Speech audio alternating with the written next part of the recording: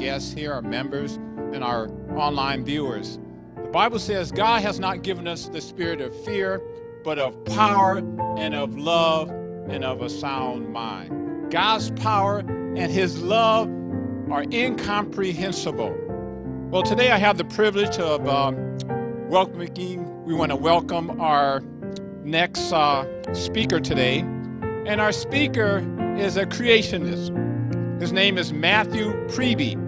Matthew Priebe has over 30 years experience in looking at God's animal kingdom, their behavior and their environment. He has a YouTube station that focuses on God's ability to have us to be stewards of the natural world.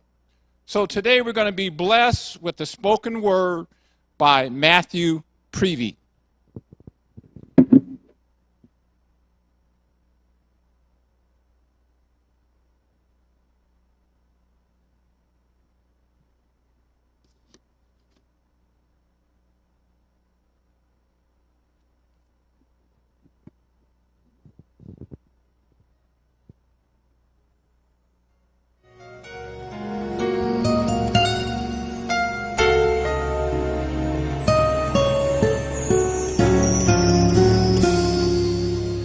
We're an anchor for those who are hurting. We're a harbor for those who are lost. Sometimes it's not always easy bearing Calvary's cross. We've been ridiculed by those who don't know him, mocked by those who don't believe. Still, I love standing up for my Jesus, 'cause of all that he's done for me. That's why I am not ashamed of the gospel of Jesus Christ. No, I am not afraid to be counted, but I'm willing to give my life. See, I'm ready to be all he wants me to be, to give up the wrong for the right. No, I am not ashamed of the gospel. No, I am not ashamed of the gospel of Jesus Christ.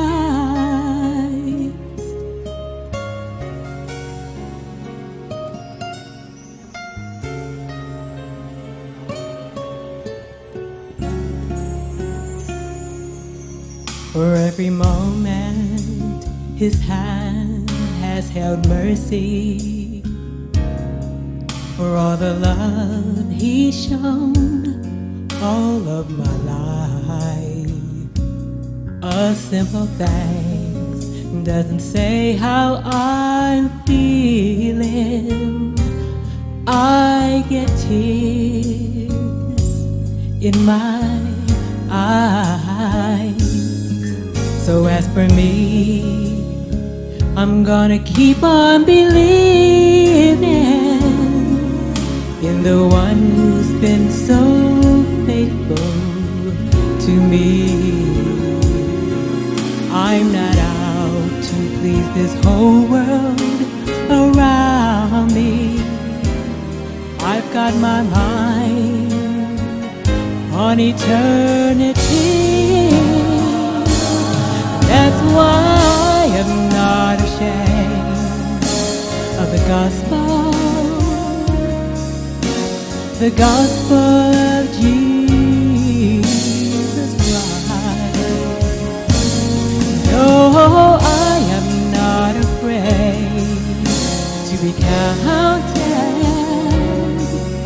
but I'm willing to give my life. See, I'm ready to be all He wants me to be, to give up the wrong for the right. No, I am not ashamed of the gospel. I am not ashamed. I've got too much behind me to let this world blind me. To some He's a name, but to me He's my everything. I am not ashamed of the gospel. No, I am not ashamed. I've got too much behind me to let this world blind me. To some He's a name, but to me He's my everything. I am not ashamed of the gospel. No, I am not ashamed of the gospel. I am not ashamed of the gospel of Jesus Christ.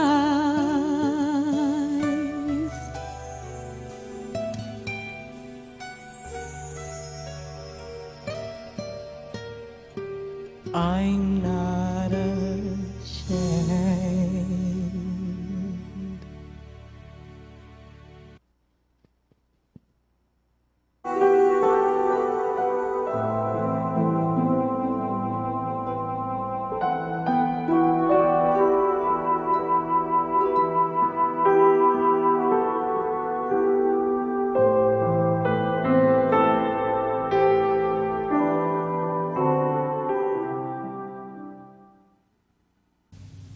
Over the last few decades, discussions of environmental issues have increased greatly.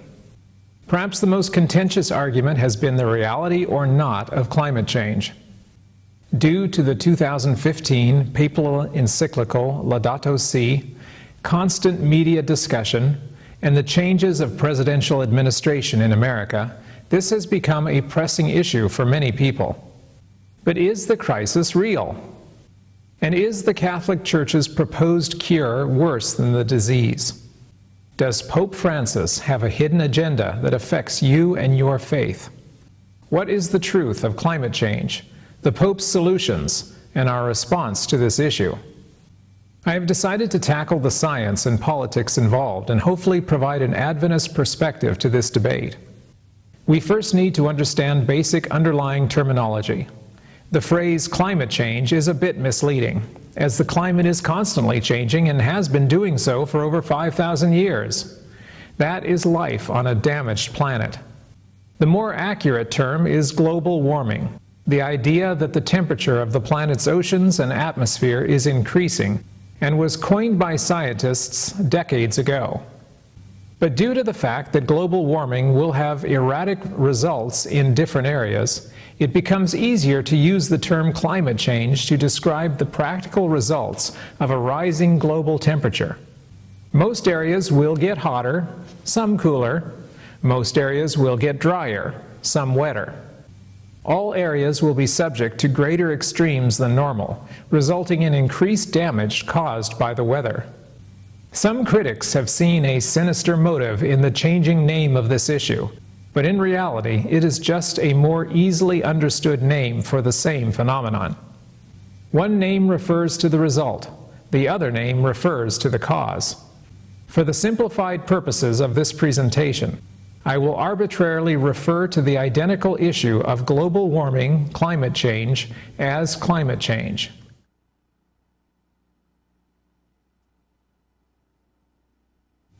Our first question, is climate change real? This would seem to be a fairly easy problem.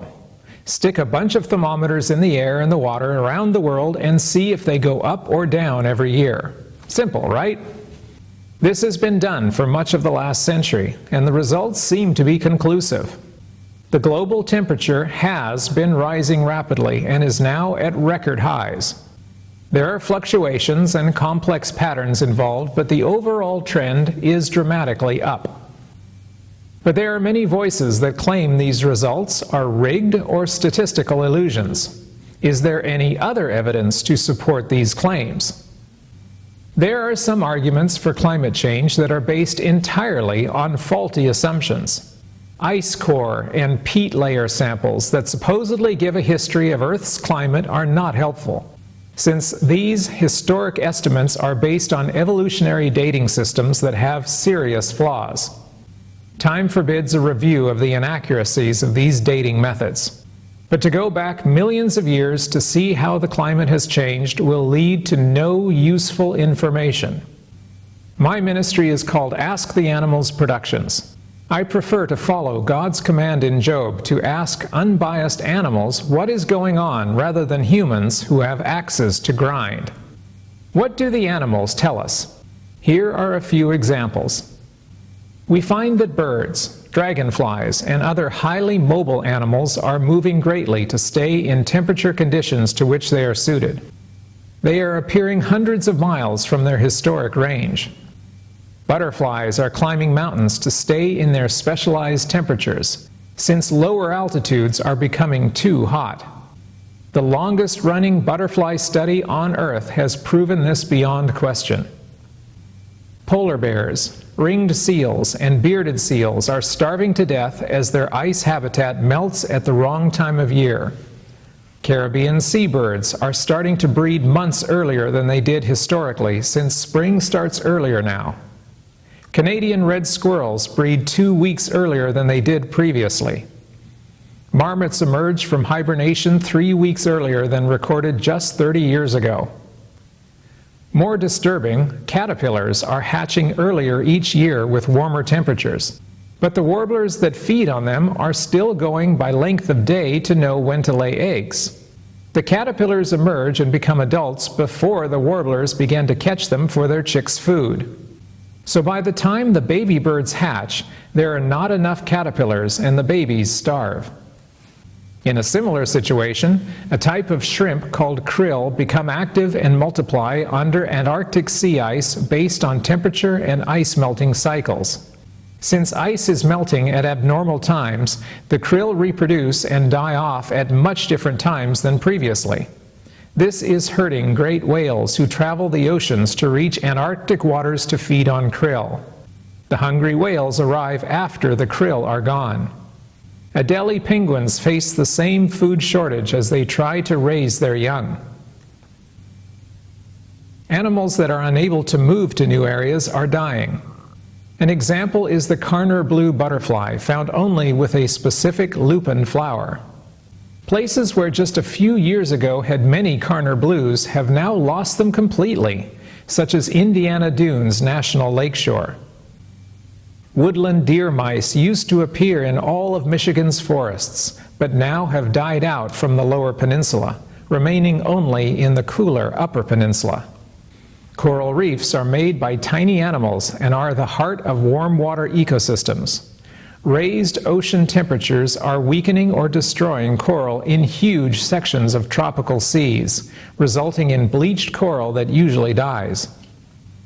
Much attention has been paid to shrinking ice sheets and retreating glaciers. The toes of glaciers are so far from where they were just a few years ago that it is shocking.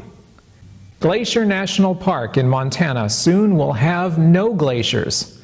What will we call the park then? But there are other physical manifestations not as well known. Sea levels are rising. And again, this is not conjecture, but a measurable scientific fact based on data from over a century. Even more alarming, ocean currents are changing. Major currents have been circulating in regular patterns for as long as we have known about them, but now they are altering their routes. The Humboldt Current normally flows only along the Pacific coast of South America. Humboldt squid is a typical animal found in this current and is now found in abundance off the coast of California for the first time ever. They have moved north as water temperatures have changed. A surprising side effect of warming temperatures is the altering of the male-female ratio of sea turtle hatchlings. Some reptiles have their sex decided by the temperature of their eggs, and sea turtles are having more females than normal. A stunning Australian study found that starting in the 80s, turtle hatchlings there began to skew to about 6 females to every 1 male, a serious trend. But now those areas have been producing almost entirely females for the last 20 years, at a rate of 116 females to 1 male. This shocking discovery means the eventual collapse of the population, for when these turtles mature, there will not be enough males to continue to breed. As a naturalist, I encounter examples like this constantly. Only time prevents an exhaustive list of changes that animals are revealing. I could easily double the length of this presentation with examples of nature illuminating disturbing alterations. So the animals, without political bias or agenda, tell us clearly that climate change is not only real, but probably worse than we realize. So I take that as conclusive and will ignore the industry-backed climate deniers dominating many media outlets. Climate change is real. It is documented and grounded from many sources. Do not be bullied by climate deniers who only repeat industry dogma. About the only people left who deny climate change are the politicians bribed by industry lobbyists and the media promoters of those politicians. As factual evidence mounts, those who deny climate change will be increasingly in the minority.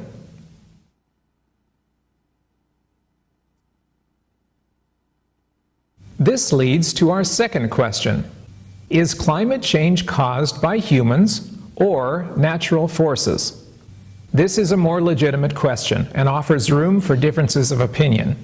Much effort has been put forward to demonstrate that modern industry pollution has caused current climate change. Others claim it is a natural variation of the Earth or is caused by sunspots. But if it is a natural variation, then why aren't the animals adapting to this supposedly natural change? Change is happening so fast that species cannot respond quickly enough and are going downhill. Changes this rapid only happen from dramatic world events, such as the massive changes after the flood. Nothing obvious has occurred in the last few centuries to account for what we see. And the sunspot hypothesis has totally fizzled, since it predicted an overall cooling that has failed to occur. So are humans responsible? The evidence leans that way, and is it really any surprise? The Bible repeatedly shows the wickedness of humanity and how the earth is ruined because of it.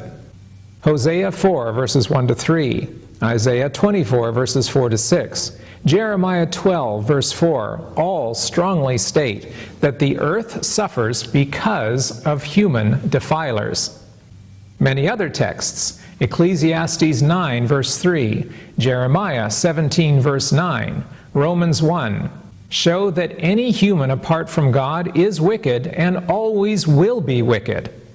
Since this applies both to atheists and those who profess religion but live a life that pleases Satan, we begin to see the majority of our nearly 8 billion on earth are fulfilling God's prophecies of self-destruction.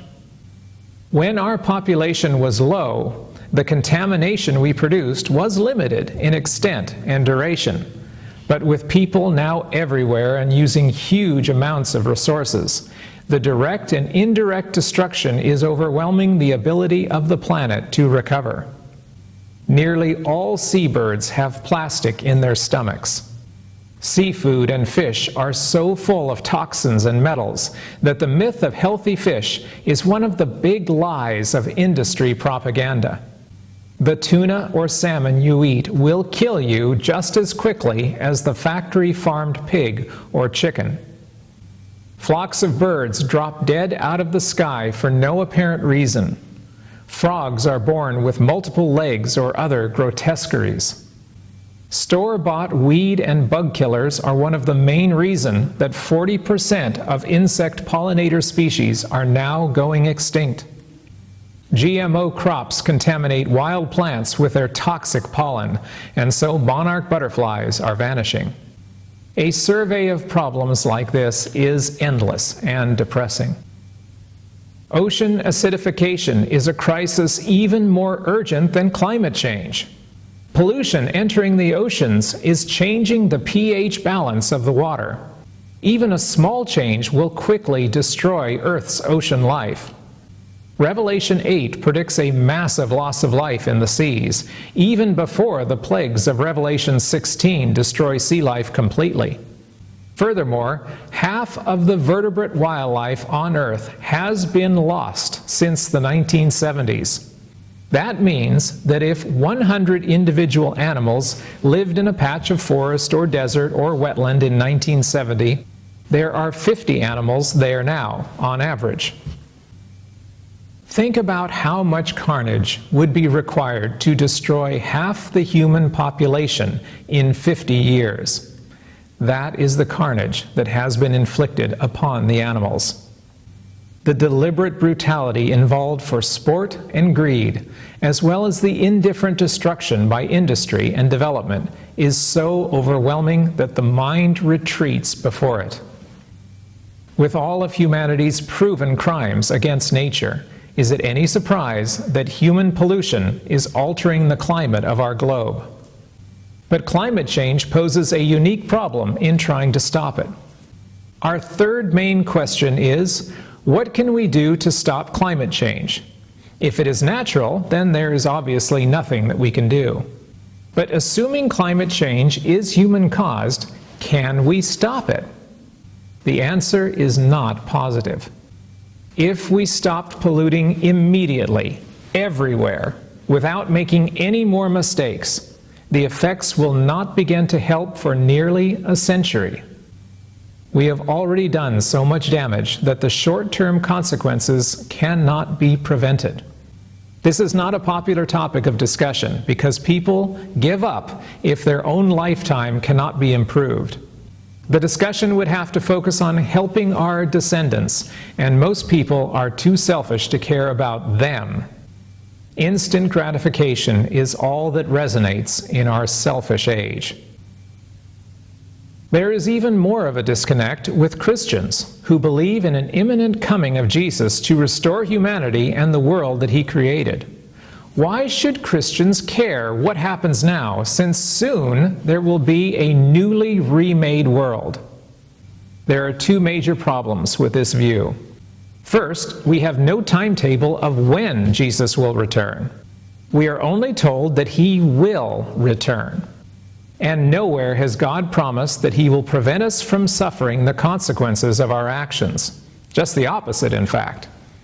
If we are still here in a century, this planet may be so miserable and unlivable that it will be a nightmare for those relatively few survivors who manage to hang on.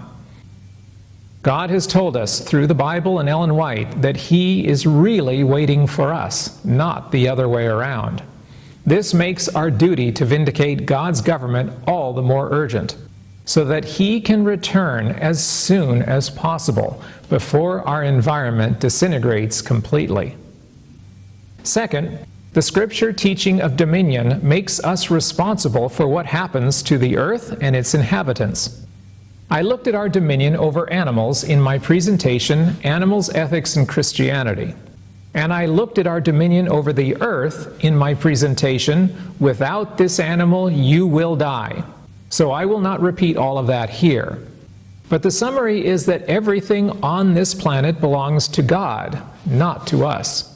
We are stewards until his return, and he will not reward us for killing the animals or polluting the ecosystems that he designed. God has stated unequivocally that when He returns, He will destroy those who destroy the earth. Revelation 11, verse 18. Please note that there is no text to be found that says that God will destroy those who preserve the earth. God will not honor those who display a trash this world and get a new one free attitude. So we are faced with a serious dilemma. Whether climate change is caused by man or not, we are not going to fix it anytime soon. But our individual actions still matter, as they display the character of Christ or of Satan, as shepherd or destroyer.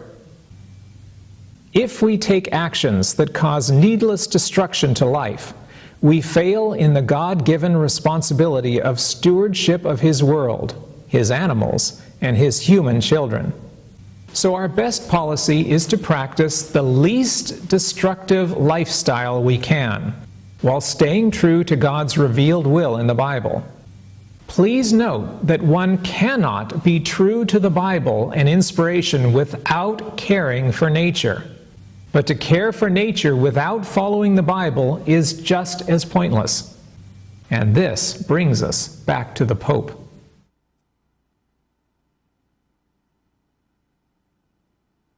In 2015, Pope Francis wrote Laudato Si on care for our common home, making the Catholic case for environmental care.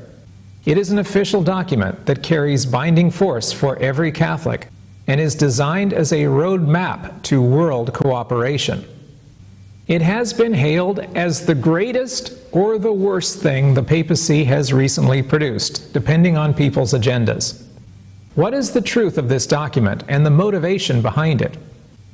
I have read the entire document, unlike most of the people who either attack it or praise it. I will now analyze the theme and agenda of this historic missive. The claim that this document is just about climate change is totally false. This is a sprawling paper that touches on many concepts and doctrines. There is Mariology, sacrament advancement, and the promotion of Sunday worship replacing the seventh-day Sabbath of the Bible. Francis uses this document as a soapbox to preach the Catholic version of religion. But his central themes are care for the environment and the poor. About 75% of the massive document is an analysis of the problems facing the earth, the poor, and society in general. And I challenge anyone to find any flaws in his review of the problems we face. Francis argues that our world is disintegrating and human life is pretty miserable all over, from rich to poor. Those critics who pretend this is all doomsday whining are wearing a blindfold and will be very surprised when everything collapses around them.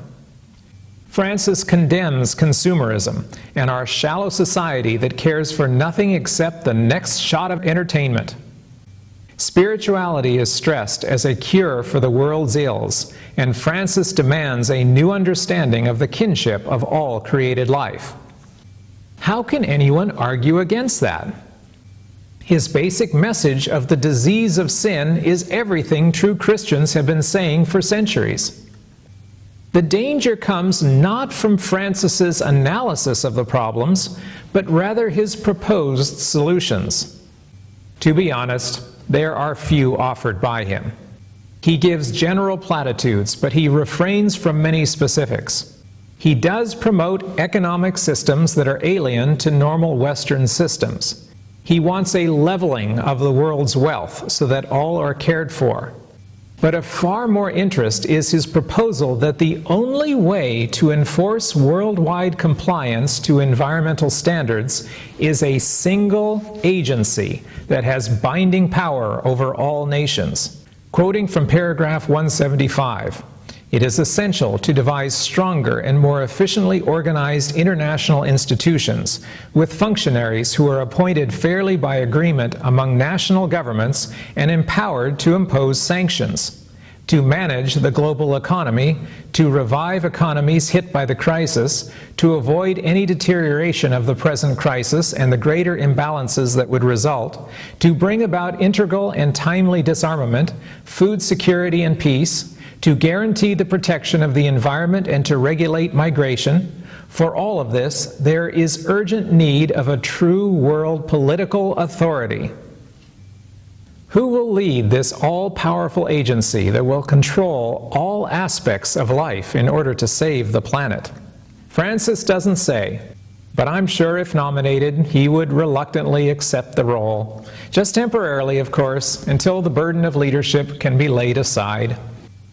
History knows only one outcome of this scenario, that absolute power corrupts absolutely. I leave it to you to imagine what a church dedicated to replacing the Bible Sabbath and teachings with doctrines of 1,500 years of human pronouncements would do with unlimited veto-proof power. But there are other serious issues involved. Francis proposes several reforms to help the environment in the short and long term. All of them are very familiar to anyone listening to environmentalists for the last 30 years. Recycling, reduction of fossil fuels, increased mass transit, eliminating consumerism as the driving goal of economies. All of these are worthy goals and have been preached by many people for decades. In fact, Francis has basically regurgitated environmental doctrine without inventing anything new himself. Reading Francis's hard-hitting exposé of destruction, one would expect the Pope to address all the concerns killing the earth and the poor. But here is where the duplicity and the agenda of the papacy is truly revealed. What is missing from Francis's description of why we are in our current crisis?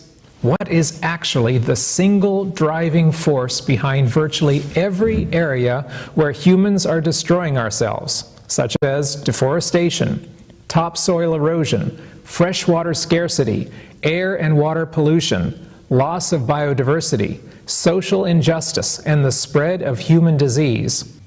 The industry most to blame for the mess we are in is not oil or coal, but rather the meat industry.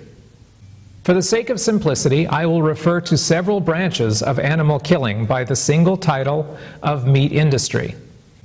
This includes factory farms, rangeland ranching, hunting for food, commercial fishing, and egg dairy production.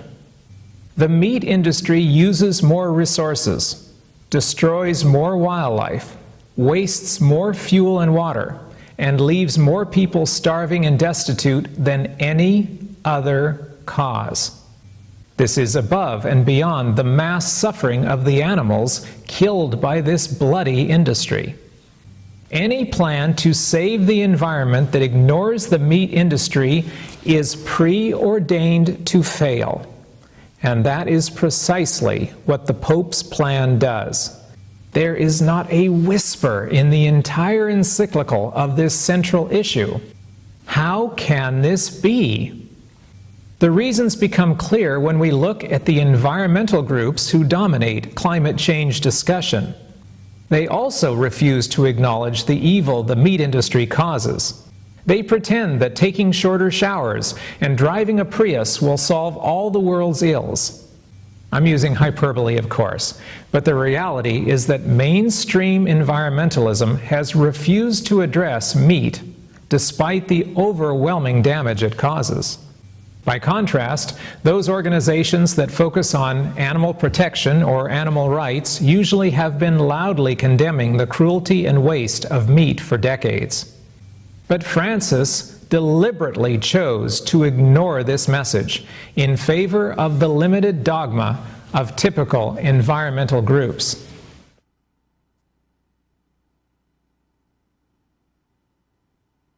For those not aware of the subtleties that separate various activist groups, a brief clarification might be helpful.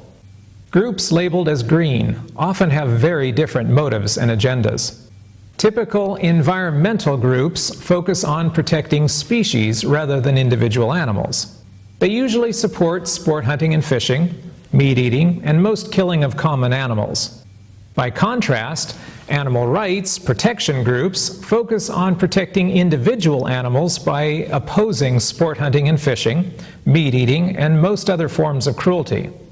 This puts many green groups at odds about what is the most urgent threat to nature.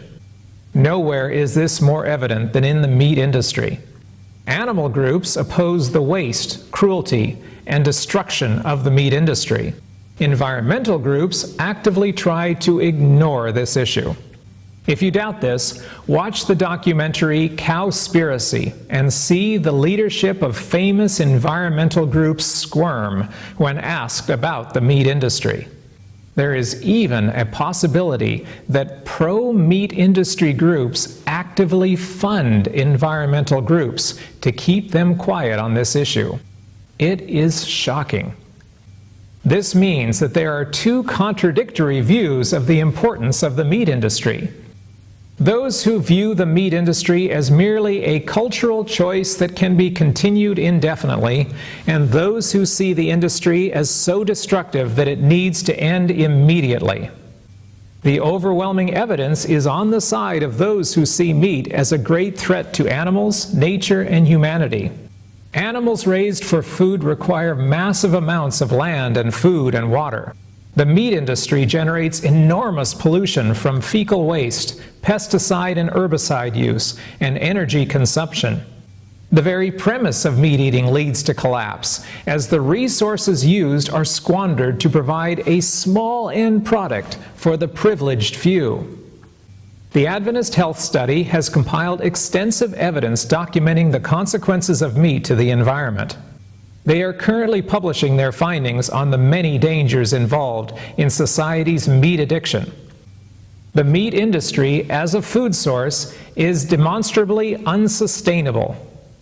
If humanity maintains or increases its meat consumption, mass starvation and conflict over dwindling food and water resources will result. The United Nations, in assessing causes of climate change, have placed the meat industry at the very top of the list, since so much energy is wasted and so much pollution is generated. Every other industry generates less climate change effects, including coal and petroleum production. Objective analysis of the many problems caused by meat will show that those who ignore it are doomed to fail in any effort to save the planet. Which brings us back again to Pope Francis's encyclical. There is not a whisper about meat and its consequences by Francis. He deliberately ignores this issue and gives the same band-aid solutions most environmental groups favor. Why would he do this? Is it because the papacy is ignorant of the damage that meat causes? Impossible, since the evidence is readily available and has been for a long time. So it must be a deliberate choice to hide the issue. He talks about economic systems. He talks about spiritual values. He talks about fossil fuels and renewable energy, and he even talks about saying grace before meals. He does not talk about meat. This is inexcusable. This shows that he is not interested in real solutions. Instead, he is interested in saying what he knows mainstream environmentalists want to hear. Instead of honestly trying to solve environmental problems, this document is specifically crafted to convince an environmentalist audience that he is one of them. I cannot emphasize this enough. Francis champions the poor extensively and then ignores the fact that every year America alone wastes enough grain on farmed animals to feed over 8 billion humans. Hello? Starvation could be virtually eliminated from our planet if we fed the food America already grows to people rather than to cows and pigs. If Francis really cared about the poor, he would have made this a central core of his agenda. Biodiversity hotspots are being destroyed in the tropics so that cows can graze on the ruins. If Francis really cared about biodiversity, he would have condemned the massive expansion of ranching to third world countries, which also cripples the poor by eliminating the ecosystems that they depend upon. The meat industry produces staggering amounts of waste that contaminates fresh and salt water. If Francis really cared about pollution, he would have condemned factory farms spewing filth onto the landscape. The fishing industry rapes the oceans to the point of ecosystem collapse, and all those poor who depend upon the sea get poorer.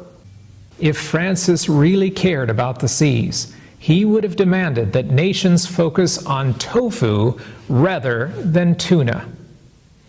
Mounting unsustainability of a world based on a meat economy threatens future generations with ruin and madness. If Francis really cared about the future, he would have spelled out how a vegan economy would provide for all. But Francis does not really care about this. Francis does not care about the environment. Francis does not care about the planet. And Francis does not care about the poor. His proposed solutions would have been utterly different if he did. So what does Francis care about? Well, remember paragraph 175 that I already quoted from, about a world political authority that has the power to impose sanctions to save the planet? That is what Francis cares about, and the sole reason for this document. Francis cares about power, and Francis cares about control. He has jumped on the environmental bandwagon to become the religious leader that secular and Eastern religions can follow.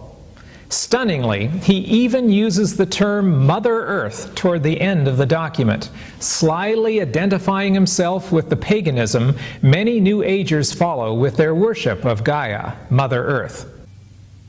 There are also subtle hints throughout the encyclical supporting pantheism, another bulwark of environmentalists who lean towards spirituality.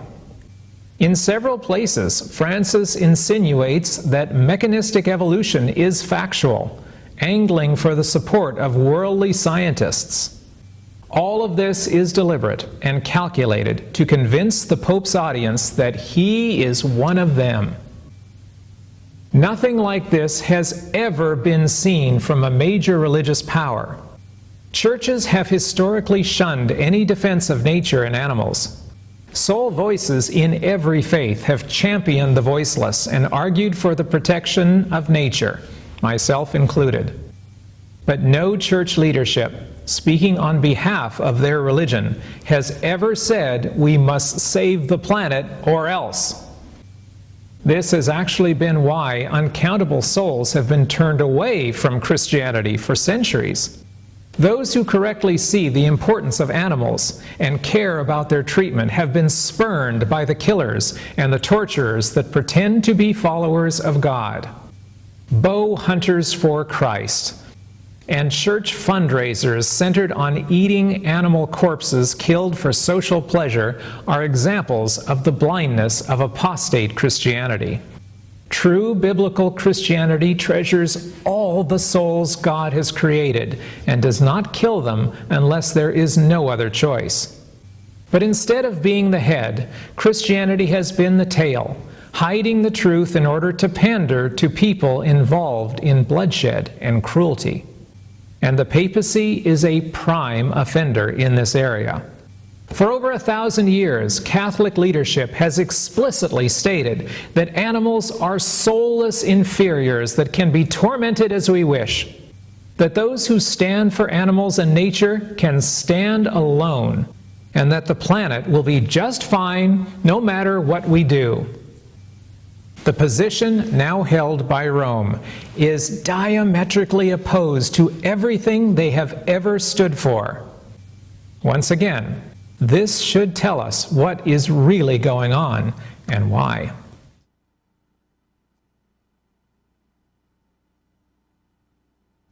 So, Many, many tekel.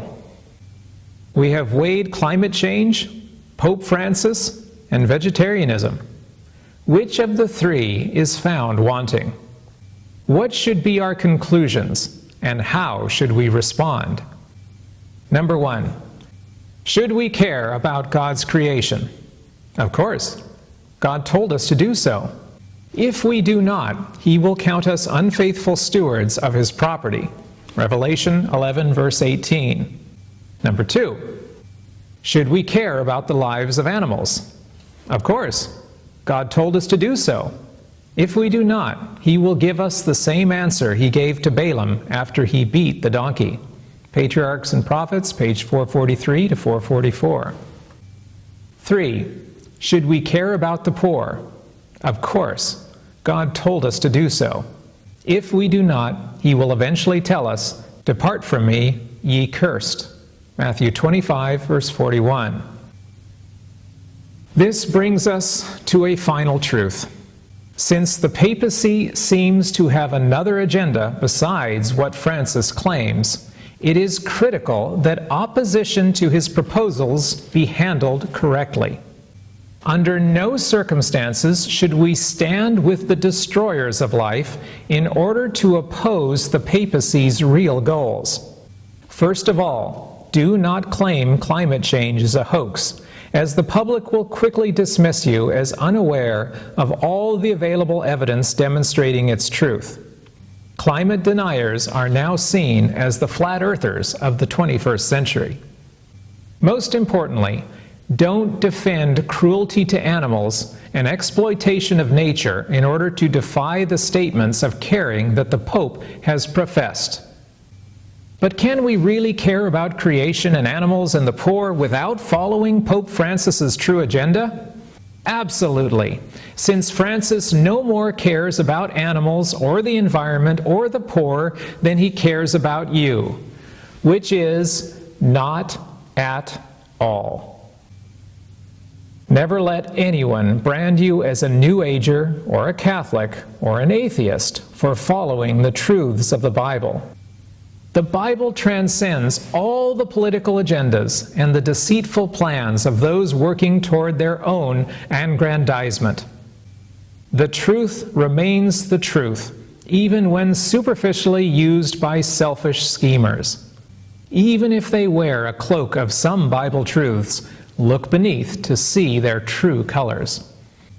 And the final truth? Stop eating animal corpses.